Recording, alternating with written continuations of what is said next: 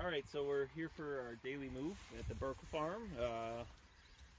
So I think the topics to cover today are really how we train our sheep into one wire, how we've trained our sheep to do that, and how we got started and that sort of thing. So I'll just get into that. So I think the first thing to say is it really requires some hands-on work with your first set of sheep if they're not already trained to hot wire and daily moves. You can see this pretty old looking sheep right here. She's got a little bit of iodine on her because she's got a wound on her back. That's our lead sheep, and she's very, very old. But we had her when we just had a couple of sheep, and we're diligent to work with her. Oh, that wound looks pretty bad. We're diligent to work with her. I'm going to move them while we're doing this. And so the others can kind of, because she's a lead sheep, they kind of follow her example. Here, sheep, let's go.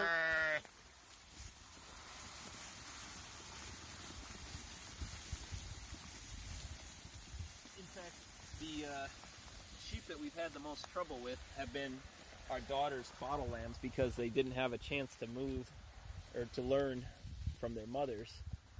But as you can see, we keep them in with one wire about a foot off the ground, and there's a couple reasons this works. One is we keep a very hot fence. At any time, our fence is going to run around 10,000 volts.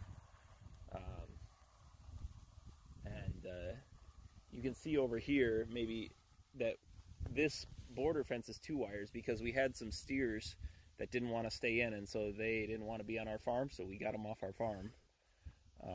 But over here we have a steer and a cow calf, and they do it just fine. So I'm gonna go shoe them up. We keep so our sheep are a hybrid of St. Croix and Katahdin. Our ram is from Grey Judy's farm down in Missouri, and then our set of starter ewes were from a registered Katahdin flock from a fella that lives about an hour away from us. Great guy. And so the lambs that we've been getting have been highly resilient. They shed off really, really nice, which is not always the case with some hair sheep. And they're outside all year long in Minnesota. So we want sheep that have lambs easily, that are good mothers, that can survive our cold winters. And our weathers usually finish in December at around 100 pounds, so they're not small. Is there anything else?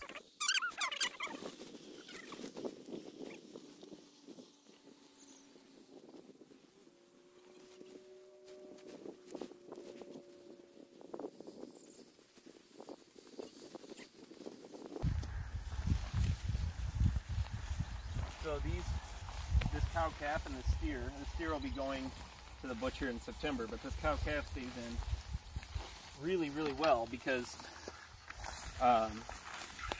well, the mother does, and then the calf learns from the mother what the right deal is. And so that's why our sheep stay in well too, is we had some great starter ones and we put the work in on them, and their lambs learn from their example. And then I think the other thing too, if you look over here, this is what we're leaving behind. We don't ever push them for feed. There's still at least 8 to 10 inches of grass through this field all the way around, and then where they're going is full of abundance. There's some alfalfa, looks like orchard grass, some timothy, a little bit of brome, some wild stuff that I don't know what it is. But you can barely see the sheep in there because by rotationally grazing, even though we're in a dry spot, we're not in a drought like some parts of the country. We have an abundance of grass by our management, and we need to stock a little higher too, but one thing at a time. This field, I'm happy to give it light duty because it came out of corn and soy for several decades, and it's pretty tired.